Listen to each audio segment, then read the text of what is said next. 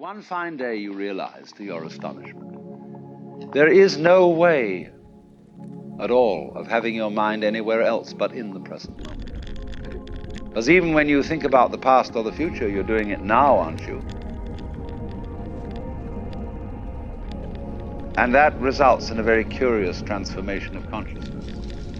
You feel that the present moment is flowing along and carrying you with it all the time.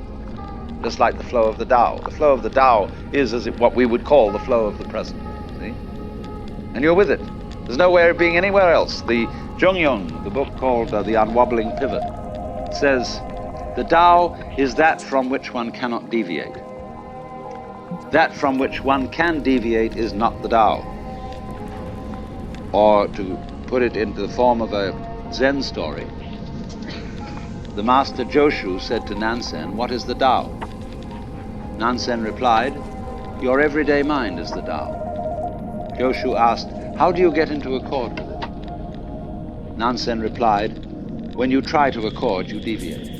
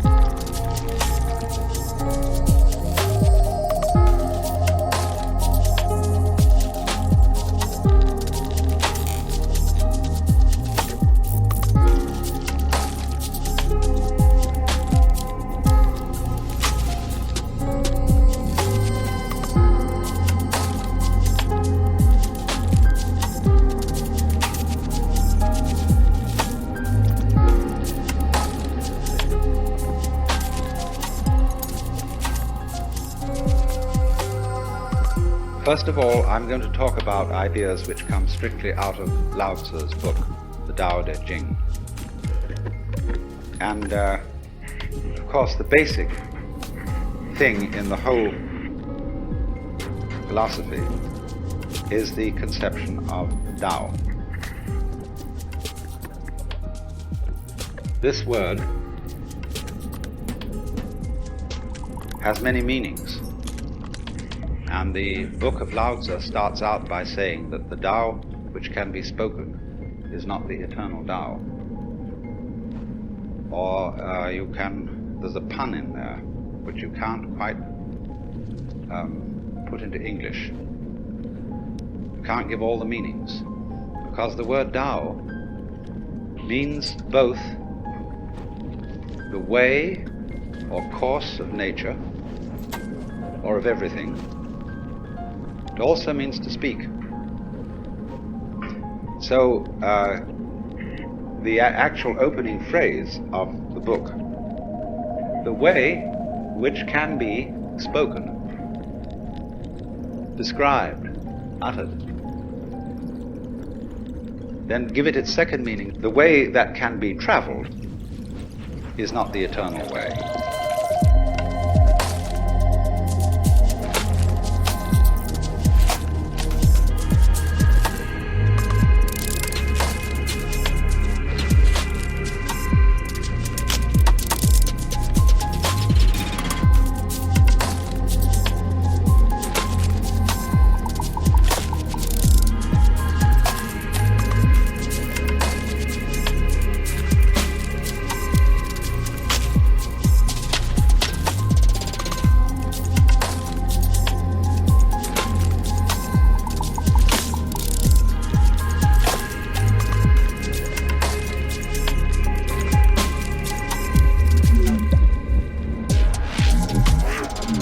In other words, there is no way in which the Tao, or following the Tao, there's no recipe for it. I can't give you any do-it-yourself instructions A, B, C, D as to how it's done. Now that's awkward, isn't it? But we can gather what it is by absorbing certain atmospheres and attitudes connected with those who follow it. And from the art and the poetry and all the expressions and the anecdotes and stories that illustrate the philosophy of the way. So this word then, the way or the course of things, is not, you must understand this, some Christian missionaries translated Tao as the Logos, taking as their point of departure the opening passage of St. John's Gospel, in the beginning was the Word. Now if you look up a Chinese translation of the Bible, it says in the beginning was the Tao. And the Tao was with God, and the Tao was God.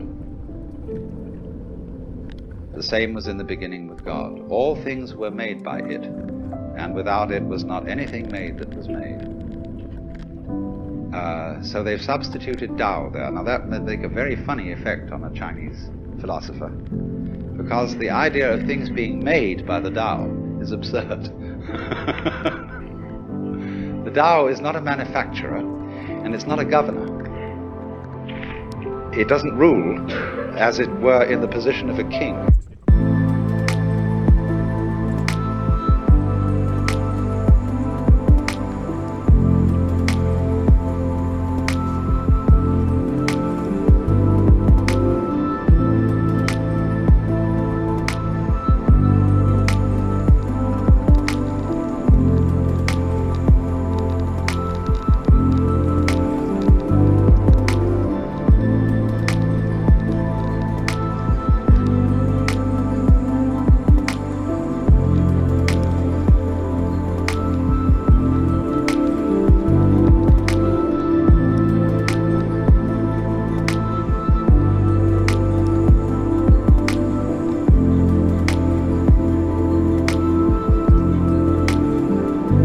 So he says the great Tao flows everywhere, both to the left and to the right.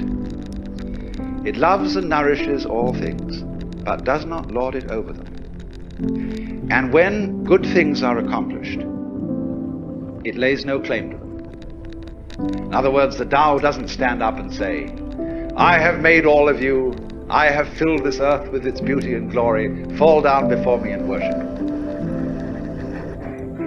The Tao, having done anything, always escapes and is not around to receive any thanks or acknowledgement, because it loves obscurity.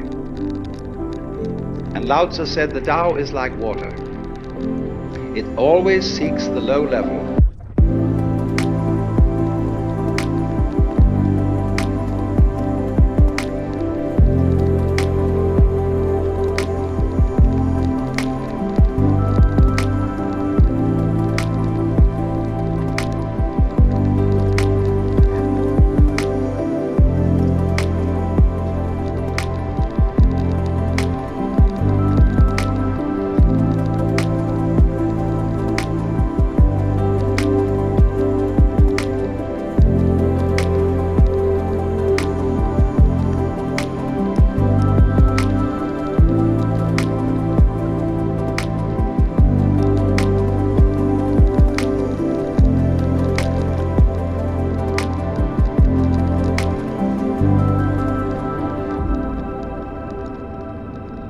So it's a very mysterious idea.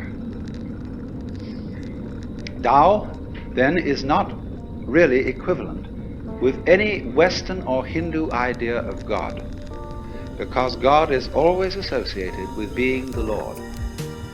There's always the idea of the king and the ruler attached, but not in the Chinese Tao philosophy. The Tao is not something different from nature, from ourselves, from our surrounding trees and waters and air. The Tao is the way all that behaves.